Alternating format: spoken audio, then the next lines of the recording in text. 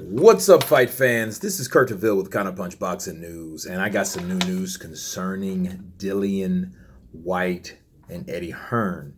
You know, these two were on IFL in a very interesting interview earlier today, because they're in Great Britain and we're hours behind you.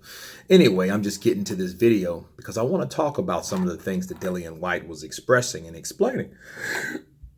And then he went in depth briefly on the offers that were sent. There were 3 offers.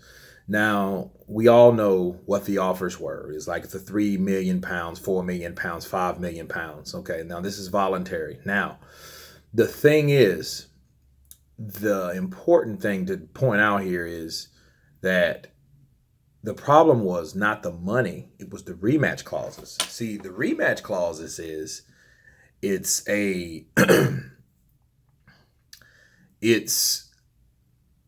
the first offer had a rematch. The second had no rematch. And Dillian Whyte turned it down because if Dillian Whyte would have beat Anthony Joshua, okay, he wouldn't get the lion's share of the money. They still wanted to get the lion's share of the money.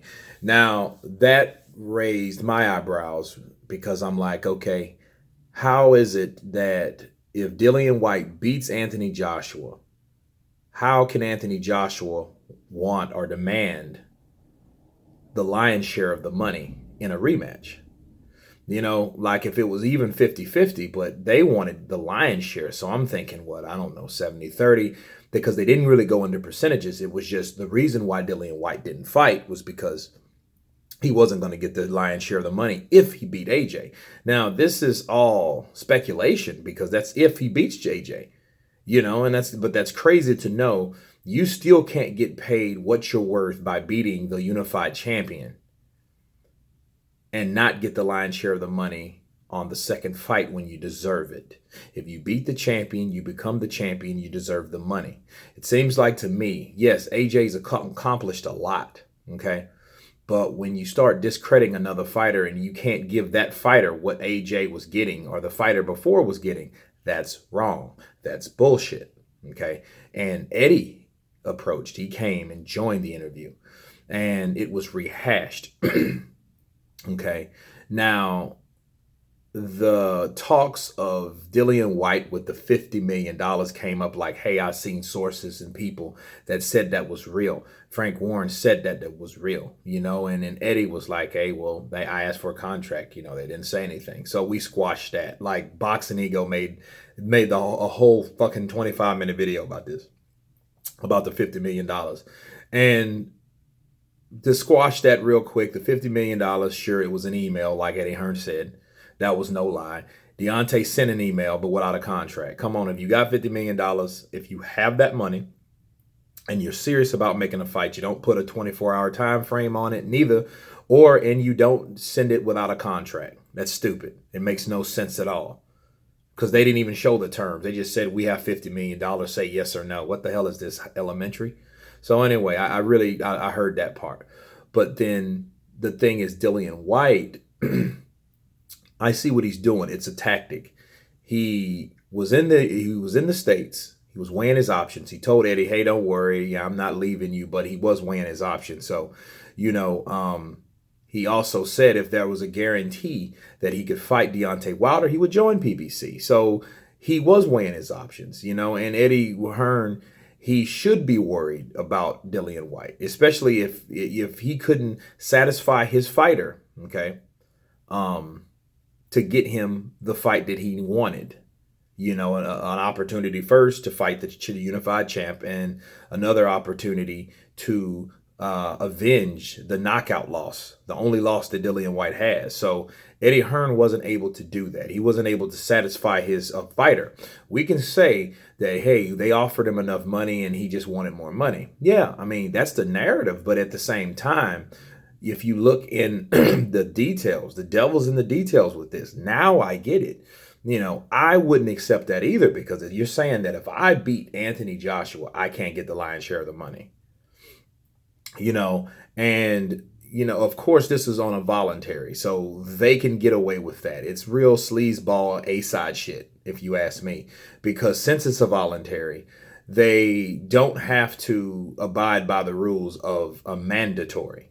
Okay, so if Dillian Whyte was a mandatory, then he could ask for those. He could say, you know what? No, you guys got to pay me more money. And that's the difference between a voluntary and a mandatory. That's why the Tyson Fury and Deontay Wilder fight, the first go around, was so easy to make. So they say, okay, because Tyson Fury was a voluntary, not a mandatory. Now he's a mandatory because the WBC ordered the fight.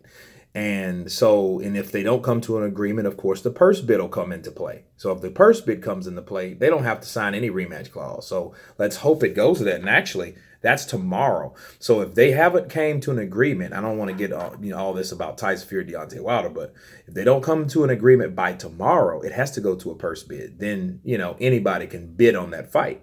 Okay, but back to Dillian Whyte, he reiterated and said, hey, answer this question to me. Do you think it's fair if I beat AJ in the second rematch, in the second fight?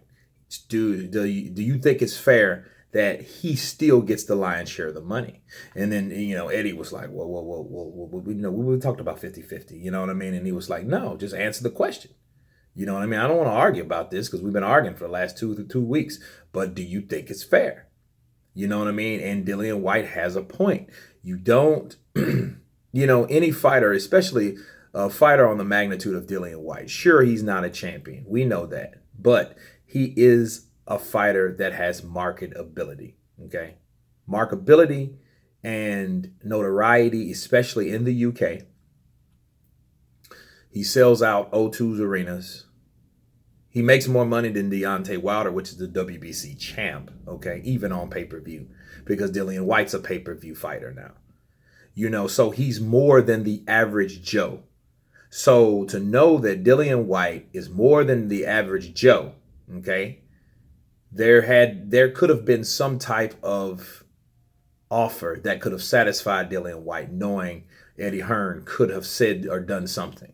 So it does lead me to believe like they probably was just going to go with Jarrell Miller anyway and just go towards the States, because Dillian Whyte, I think Eddie was like, no, I don't want my two top fighters fighting each other right now. You know what I mean? Until someone gets beat out of Tyson Fury, Deontay Wilder. And then I think they'll implement a fight between them two eventually. But I don't think it'll happen now unless Dillian Whyte becomes a mandatory. That's the only way. Okay. But, they did go toe to toe, and you could tell that Eddie Hearn was getting a little kind of hot under the collar a little bit, like kind of unglued, because Dillian Whyte says what's on his mind. That's one thing about Dillian Whyte. And in an interview, he says, oh, that's what she said, I'm aggressive and stuff like that. He jokes and stuff. And it was humorous at some points of the interview. It wasn't all like high energy and in your face, but, they did have words. They did speak man to man. And it got escalated a little bit because, Dillian Whyte was showing his frustration. He said he wasn't frustrated in the interview, but you could tell he was frustrated that things didn't go out to his favor, because he knows what's right and he knows the game and he's been researching. Dillian Whyte he came over here for a reason, guys. He didn't come over here just to, oh yeah, I seen the Pacquiao fight. No, he came over here to eat shit. If he was here for the Pacquiao-Broner fight, he was killing 2 or 3 birds with one stone, because he came over here to check stuff out. He came over here to, weigh his options. He came to see Al Heyman. And like he said, and I believe him, if there was a way that he could fight Deontay Wilder, he would sign with Al Heyman in a heartbeat. And I believe that. And then he should, because, he's all paid homage to Eddie. And he says Eddie has earned him a lot of money. You know what I mean? He's not disrespectful in a sense, but he's just telling you how it is. Like, hey, this is me as a fighter. The best options for me is to sign this contract with PBC. That's if Deontay Wilder wanted it, but Deontay froze him out for 2 years or whatever. So, we just got to see what happens between him and Fury, of course. But anyway, yeah, man, it did get heated a little bit. I'm going to leave the link below in the description box. Let you guys check out the interview. Let me know what you think about the interview. Of course, please subscribe. And you guys been Counterpunched. Peace.